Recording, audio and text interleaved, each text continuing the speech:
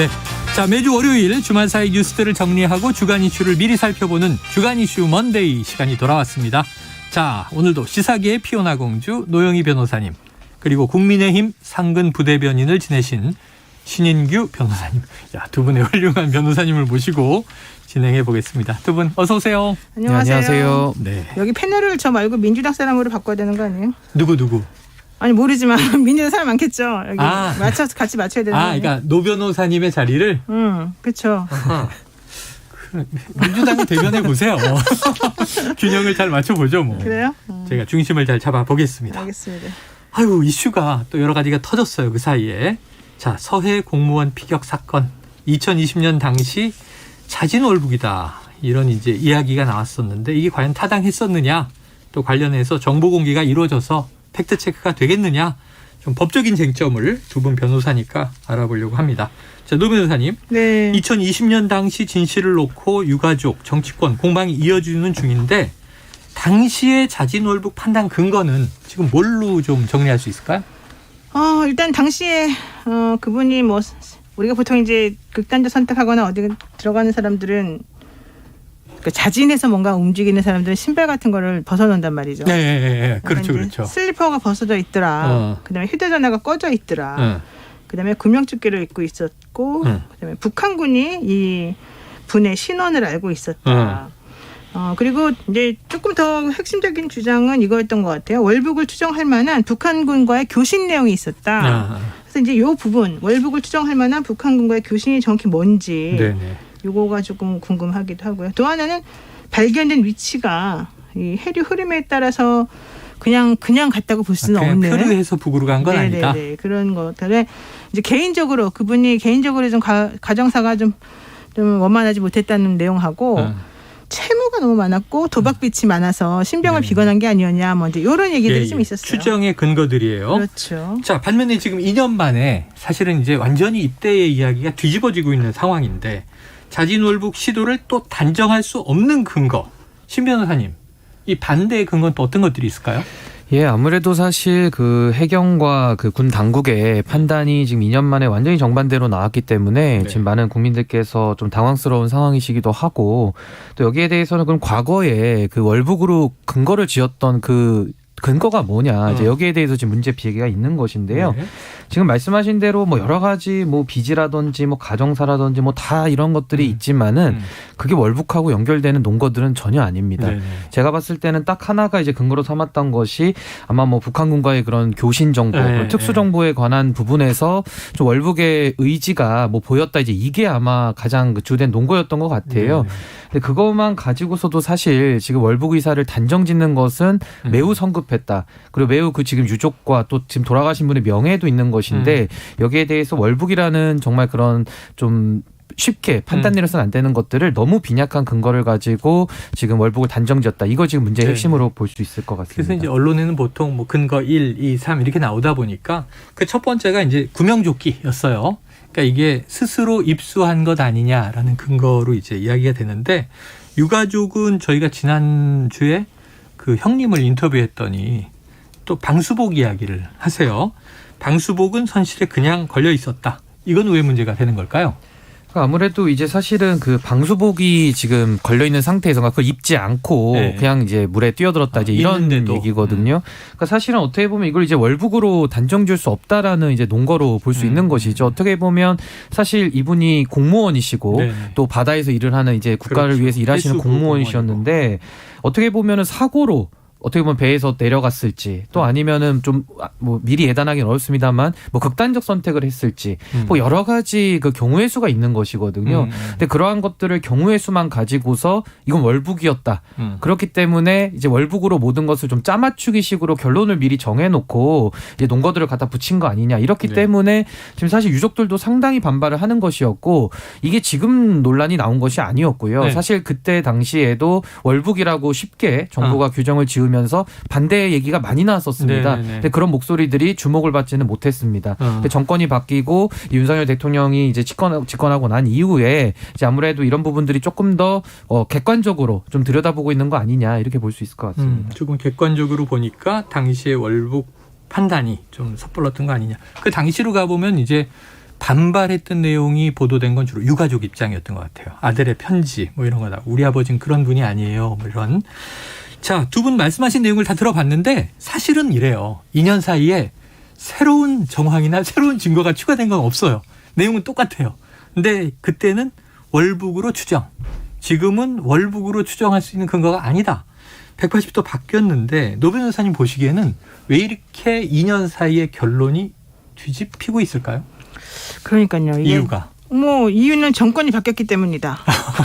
그거밖에 없는 것 같아요. 네. 솔직히 말하면은 지금 뭐 얘기되고 있는 것 중에 하나는 예전에 그 이 사고가 일어났을 당시에 이 사건이 일어났을 당시에 청와대에서 네네네. 중간 보고하기 전에 그러니까 처음에 이제 추정 보고를 했었었고 네. 그거는 이제 뭐 개입이 있었다는 것 같지는 않고요.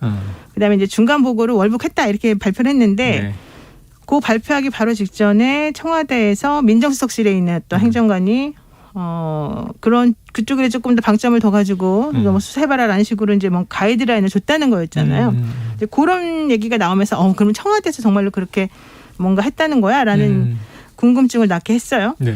그런데 그때 그와 관련해서 있었던 뭐 취향경감이라든가 또 관련된 다수의 사람들은 그런 지침 같은 건 없었다라고 또 말하고 있어요. 그러니까 실질적으로 보세요.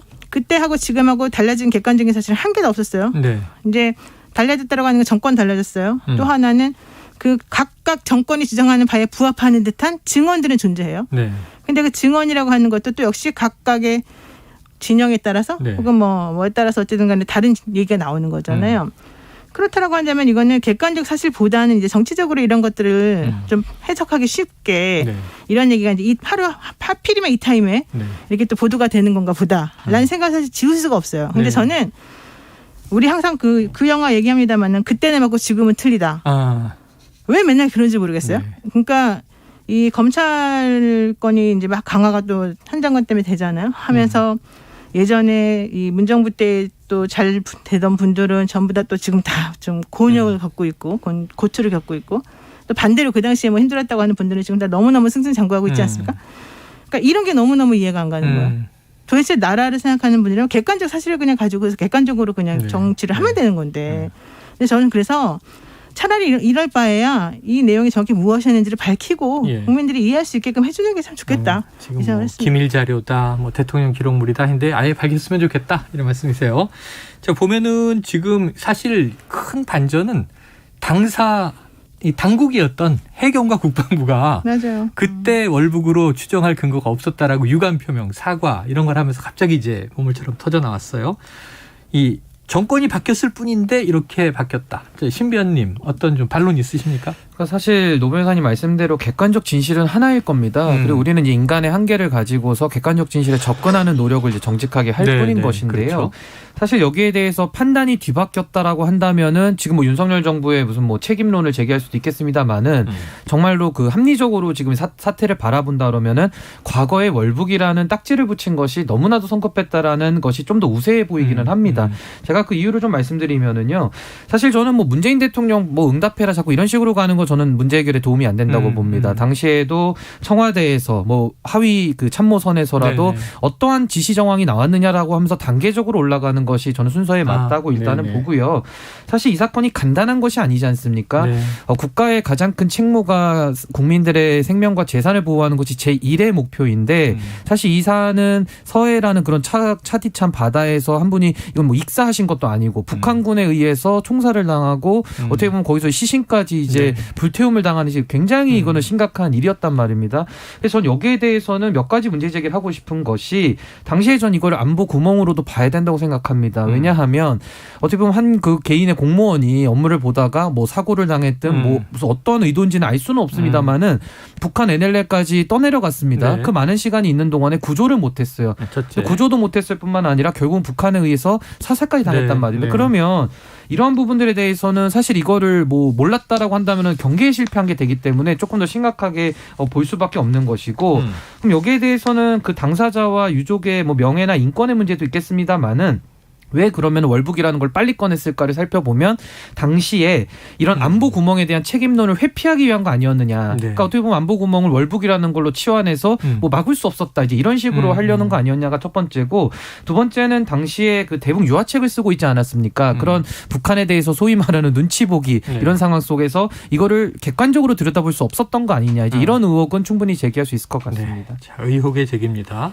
자, 어쨌든 지금 이게 이 한 분의 사망이 너무 아까 말씀하신 대로 무참한 일로 벌어져서 뭐 국민 누구도 공분하지 않은 분은 없었어요. 근데 참고로 그 저번에 나온 2020년인가요? 네, 그때 발표된 기사에 따르면 보안법 위반 혐의로 처벌을 받을 수밖에 없는 이런 중에 월북자가 10년 동안에 55명이었다는 거예요. 그리고 그중에서 25명은 다시 돌아왔다. 근데 물론 그중에서 한 20몇 명은 또 실질적으로는 북한에서 온 탈북민들이었다. 이제 이런 보고가 있어요. 그러니까 그렇지 않고 순수하게 한국에 남한에서 살다가 이제 월북한 사람들은 한 26명 정도 이제 된다는 얘기 같은데, 결과적으로 이제 이런 식의 월북이 전혀 없는 일은 아니다라는 거죠. 이제 문제는 아까 신 변호사님 말씀하신 게 뭐 대북 유화책을 썼다라는 것도 좀 관련이 있다는 것처럼 말씀하셨는데, 대북 유화책을 썼다는 것 때문에 월북할 것 같지는 사실은 저는 잘 모르겠어요. 저한테 아무리 그래도 월북은 안 하겠죠, 제가. 그러니까 이런 것들이 무슨 관계 있는지는 모르겠으나 어쨌든 우리가 알 수 없는 이유로 월북하는 사람들이 분명히 있다는 것은 이제 확인을 좀 해봐야 될 것 같아서 아까 말씀하신 대로 좀 신중하게 판단하고 신중하게 발표하는 게 필요하지 않았나. 자, 그러면 그 기준을 이번에도 적용시킬 수 있다는 거예요.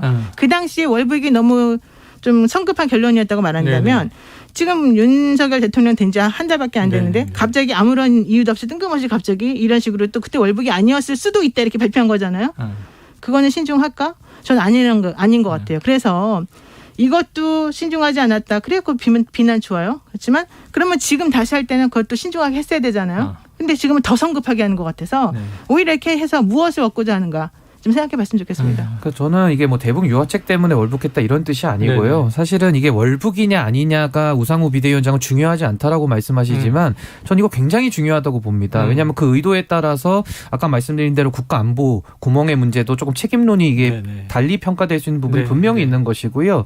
그리고 어떻게 보면은 북한에 대해서 눈치 보기라는 그런 대북 정책의 기조 속에서는 이 부분에 대해서 들여다볼 수 없었던 부분도 있지 않았냐라는 문제 제기를 좀 하는 것입니다. 자, 정확한 내용을 모르는 상황에서 우리 정황을 가지고 그때와 지금은 왜 다를까 얘기하다 보니까 그런데, 사실 당시에는 저는 월북이 더 말이 안 된다고 생각을 했던 게, 월북하는 사람을 그렇게 대하면 북한은 훨씬 더 비난 가능성이 커질 수밖에 없어요.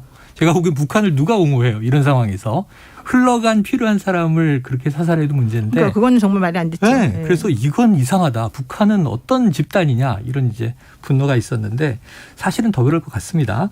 자, 정치권은 이 정보 공개, 팩트 체크를 놓고 연일 공방 중입니다. 자, 윤 대통령 오늘 아침 출근길에 서해 공무원 피살 사건 외에 자, 추가 정보 공개가 있을 수 있느냐 기자들의 질문에 답을 했는데요. 듣고 오겠습니다. 글쎄, 저는 늘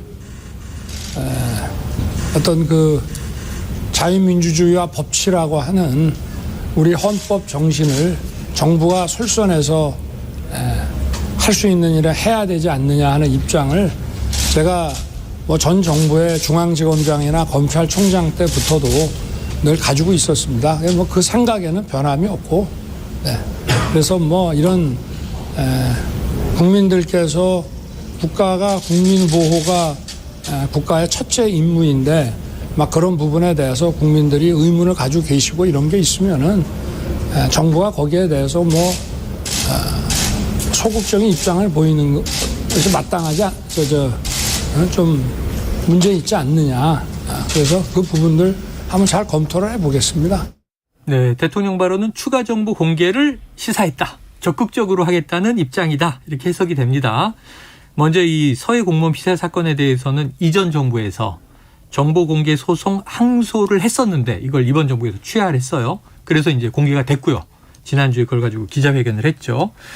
자, 그러면 정보 공개에 대해서 그 신 변호사님께 여쭤보면 정보 공개법은 어떻게 돼 있나요? 사실 이게 약칭으로 정보공개법이라고 부르는데 네네. 이제 공공기관 이제 정보 공개에 관한 법률이 이제 네. 정식 명칭입니다. 근데 이 정보공개법에 따르면은 사실은 이제 공개하는 것이 원칙으로 되어 있어요. 공개가 이제 원칙이 공개가 원칙인데 다만 이제 국가에서 했던 뭐 기밀, 뭐 인사에 관한 거라든지 안보에 관한 것이라든지 여러 가지 이제 공개가 오히려 됐을 때 공동체의 안정을 좀 더 해치는 경우 이제 네. 그럴 때에는 예외적으로 이제 비공개할 수 있도록 이제 이렇게 돼 있는 겁니다. 네. 사실은 어떻게 보면은 그 권리에 대한 이익 형량이라고 볼 수가 있어요. 이제 저울에 올려놓고 어디를 더 보호해야 되냐 이제 이런 것인데 사실 여기에 대해서는 또 공공기관 정보공개법 플러스 해가지고 또 대통령 기록물에 관한 법률 이제 이런 것들도 지금 여러 가지 법률적인 적용의 네네. 범위가 겹치기 때문에 이제 문제가 있는 건데 사실 저는 이렇게 생각합니다. 지금 이 부분에 대해서는 지금 개인적인 그런 알 권리 차원이라 볼 수도 있는데 이것이 사실은 지금 국민적 의혹 상태로 지금 벌어진 상태이고 네. 오히려 이거를 공개를 안 하게 됐을 때 진실 공방이죠. 예, 오히려 공동체의 그런 안위가 더 깨지지 않느냐. 이렇게 본다면은 오히려 이 사안에 한해서는 물론 국가안보 여러 가지가 좀 믹스되어 있는 건 맞지만은 좀 공개를 하는 것이 더 네. 바람직하지 않느냐. 저는 이렇게 평가합니다. 예, 공익을 위해서라면 공공기관에 대한 이 법률은 적극적으로 공개를 하는 게 원칙이다.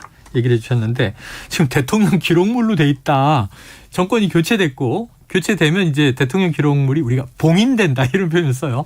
15년 뭐 조난년 한 20년 30년 이런 얘기를 하는데 이거를 열려면 이 국회 3분의 2의 동의를 얻어야 한다. 또 고등법원 판사의 영장이 있으면 가능하다. 자, 실제로 어떤 건지 대통령 기록물이 있고 지금 SI 정보가 있어요. 이 두 개가 핵심인 것 같아요. 노 변호사님, 이 공개 방법은 있습니까? 법적으로? 일단은 아까 말한 대로 국회의원 3분의 2가 동의하거나 그다음에 고등법원에서 판사가 이제 영장을 내주거나 뭐 이렇게 하면 되겠죠. 그리고 대통령 기록물하고 그다음에 SI 특별 취급 정보 이런 것들은 좀 구분을 해서 하는 것 같아요. 그래서 뭐 지금 현재 SI 정보는 윤석열 정부도 공개할 수 있는 것으로 지금 얘기가 되고 있거든요. 그래서 저는 기본적으로는 공개를 가급적이면 하는 게 맞다고 봐요. 하는 게 맞다. 왜냐하면 이 공개를 하지 않고 그냥 자꾸 숨기면 숨길수록 뭔가가 되게 그 본인들이 우리들에게 알려주고 싶어하지 않는 뭔가 있는 것처럼 느껴져서 국민 불신이 사실은 싹트고요. 요즘 같은 세상에서는 예전에야 뭐 정보를 특수한 몇 명이 소수가 가지고서 좌지우지했을 수 있겠지만 지금은 그렇지 않거든요. 이 정보는 결국은 대한민국을 통치하고 대한민국을 이렇게 발전시키는 과정에서 나온 그런 정보들이잖아요. 그럼 결국 그건 다 국민들의 정보라고 볼 수밖에 없어요. 저는 그래서 가급적이면 이 대통령 기록물의 그 범위도 좀 줄여야 되고 그다음에 공개될 수 있는 그 기록들의 범위도 좀 늘려야 되고 법원이 우리가 보통 소송을 하다 보면은 막 공공기관은요 무조건 기밀이라 그래요. 무조건 그래서 무조건 안 된다 그러는데 저는 그거 정말 이해가 안 가더라고요. 아무것도 아닌 거 가지고 그 자기네는 막 기록이라 그러면서 안 보여주는데 그렇게 함으로써 점점 더 불신이 쌓여는 거거든요. 그러니까 좀 엄격하게 기준을 세분화시켜가지고 무엇이 보여줄 수 있는 건지 무엇이 아닌 건지 확인해서 저는 윤석열 대통령 말처럼 정말 다 공개했으면 좋겠고 앞으로 윤석열 대통령도 본인이 말한 것처럼 모든 정보를 좀 공개해 주셨으면 좋겠다. 아니 그래서 서로 지난 정부의 뭐 지금 야당이 됐습니다만 당시 여권 사람들의 입장에서도 지금 어찌 보면 그때 월북 프레임을 씌운 거 아니냐 이런 비판을 받는데 월북이라는 표현이 SI 정부에서 나오면 이것 때문에 우린 그렇게 주장한 거다라고 또 반박할 수 있는 자료가 되는데 자, 신 변호사님 의견 궁금해요. SI 정보, 군기밀 정보 당시에 이거 공개하면은 우리의 감청 자원이 노출될 수 있다 이런 얘기를 했었어요. 그러니까 우리 정보원도 보호를 해야 된다. 그리고 또 대통령 기록물 문제. 지금 노 변호사님은 적극 공개하자. 어떻게 생각하십니까? 예, 저도 뭐 일부 이제 그런 SI 같은 정보를 공개했을 때 발생될 후폭풍, 이제 그 우려에 대해서는 저는 당연히 경각심을 가져야 된다고 봅니다. 어차피 그런 정보 업무를 안 할 것이 아니기 때문에 앞으로도 이제 그런 부분들에 대해서는 좀 신중하게 이제 접근을 해야 되는데요. 저는 아까 노 변호사님 말씀하신 대로 저는 이제 투명한 정부 원칙, 이거는 민주주의 사회에서 더 선진국으로 가는 저는 지름길이라고 봅니다. 공직자들이 권한을 위임받아서 업무를 처리하는 것인데 사실상 공동체의 안위를 깨는 것이 아니라 그러면 공개 못할 정보는 없는 것이거든요. 그리고 본인들의 권력이 사유화된 것이 아니기 때문에 공개하는 것이 맞고요. 저는 이것이 사실 과거에 있었던 소위 NLL 사건, 그때도 뭐 기록물 오픈하자라고 많은 논란이 있었는데 그때 비슷한 얘기가 많이 나왔어요. 뭐 비슷한 논란으로 보입니다만 저는 핵심적인 차이가 있다고 봅니다. 당시 NLL은 그 외교안보 정책을 수행하면서 양 정상 간의 그런 대북 정책이라고 할 수 있는 통칭에 그 해당되는 부분에서 있었던 그런 업무 내용을 공개하자라고 했다 보니까 국가 안위를 해칠 위험이 오히려 컸던 것인데 지금 이 사안에서는 북한에 의해서 이것은 우리나라 우리나라의 국민이 있고 또 공무원이 네. 공무를 수행하다가 어찌됐든 간에 지금 살해를 당한 사건이거든요. 그럼 여기에 대해서는 사실은 또 하나는 피해자도 지금 있는 상황입니다. 네. 유족들도 살아있고요. 네. 그렇다 보면은 북한이 개입됐다라는 것은 공통적이지만 네. NLL 사건과 이 사건은 너무 다른 것이거든요. 네, 네. 그래서 전 이거에 대해서는 여야가 논쟁할 것이 아니라 유족들을 위해서라도 빠르게 공개해서 정리하는 것이 맞다 이렇게 봅니다. 그러니까 참고로 말씀드리면 네. SI 정부 같은 경우는 한미와 연결된 사안들이 많기 예, 때문에 예, 예. 우리 정부가 함부로 못하는 거 아니냐. 그리고 원래 SI 정부는 원래는 공개하지 않는 것이 원칙 아니냐. 뭐 이제 이런 얘기 하시는 분들 많아요. 제가 그 말을 부인하는 게 아니라 그 말이 또 틀렸다고 생각하는 게 아니라 모든 것을 다 그 틀에 넣어가지고 전부 다 공개를 안 하게끔 만들어버린 현 상황이 좀 네. 문제라고 본다는 네. 거죠. 그러니까 아까 말씀드린 대로 개방할 수 있는 것과 그렇지 않은 것을 기준을 조금 네. 세심하게 만들어가지고 가급적이면 저는 정보는 다 공유되는 게 맞다. 이렇게 보는 우리의 겁니다. 고익과 공익에 따라서 우리 그럼요. 판단도 중요하게 돼야 된다.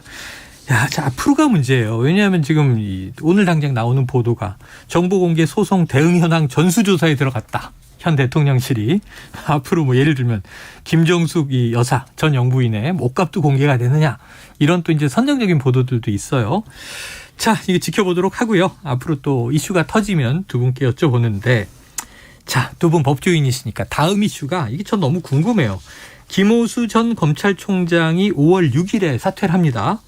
지금 한 달도 넘어서 40일이 지났어요.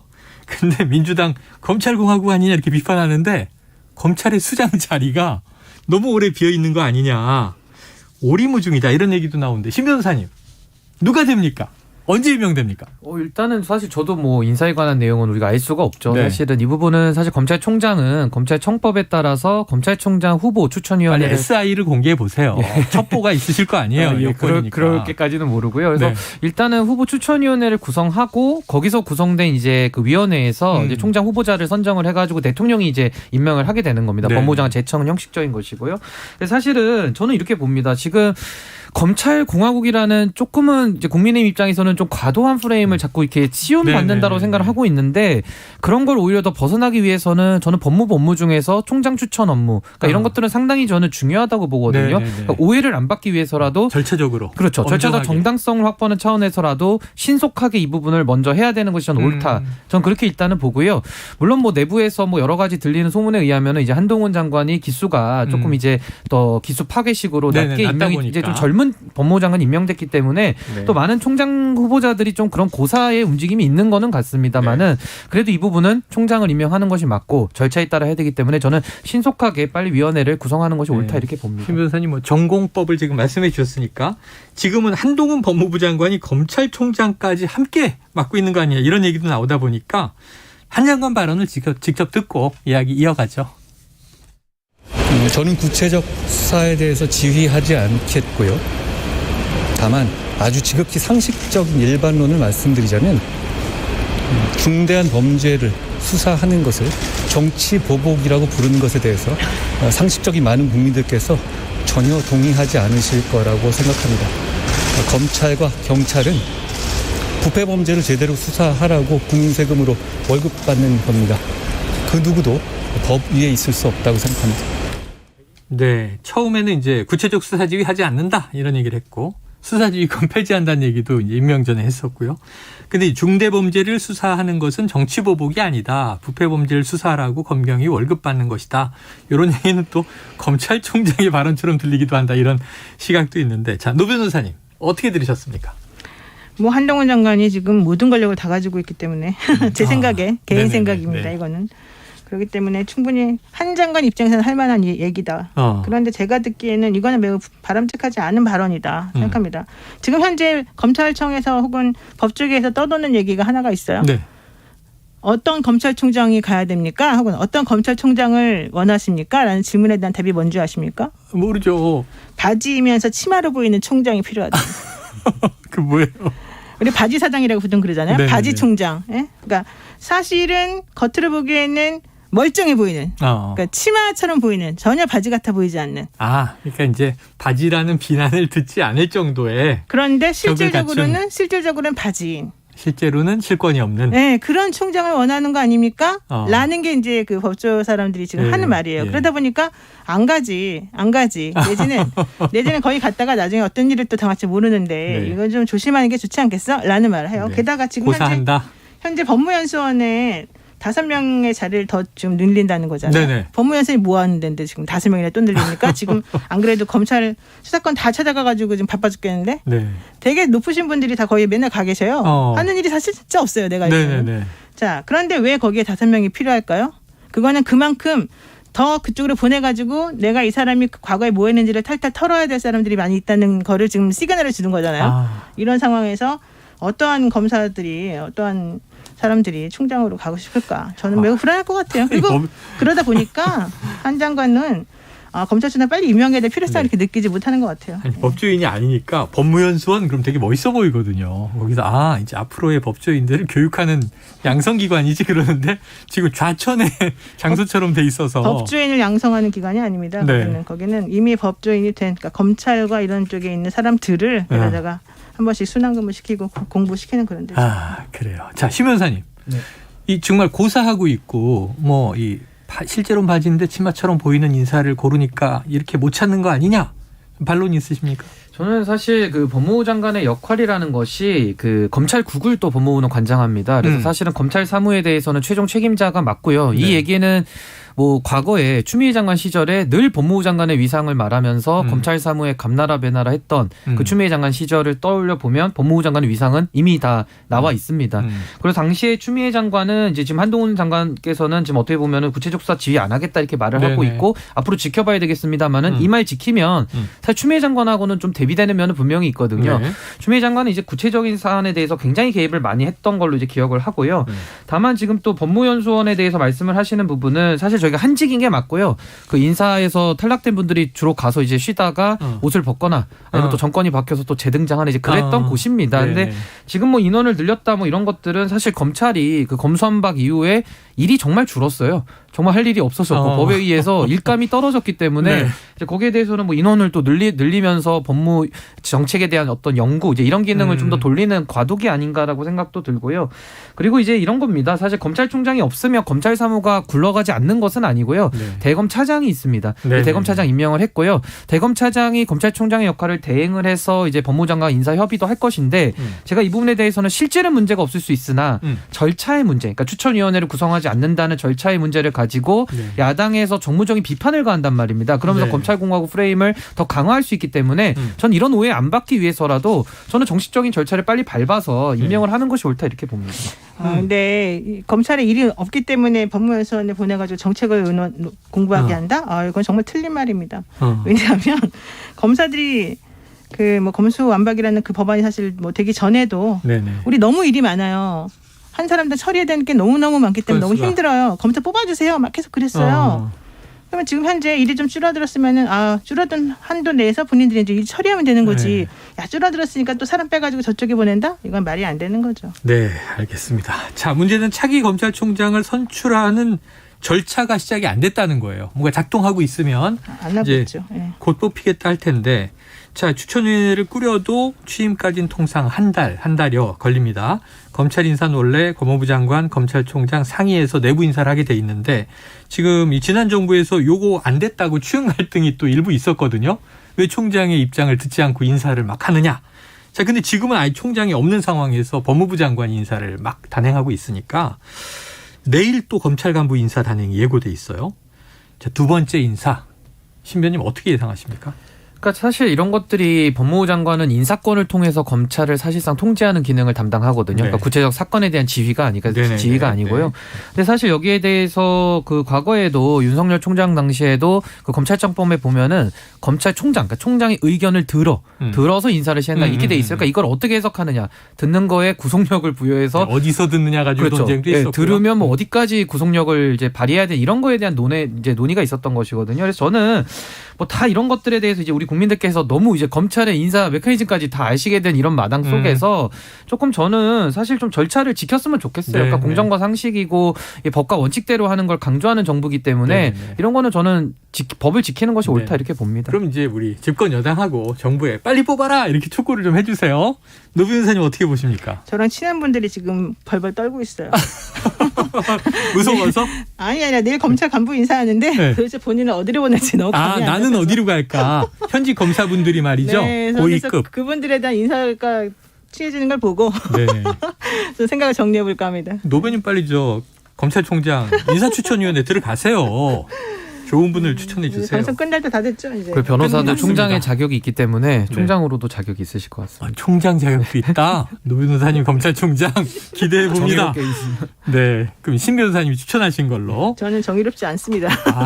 서로 고사하고 계시네요. 자, 주간 이슈 먼데이 오늘은 노영희 변호사님, 신인규 변호사님과 함께했습니다. 두 분 고맙습니다. 고맙습니다. 감사합니다.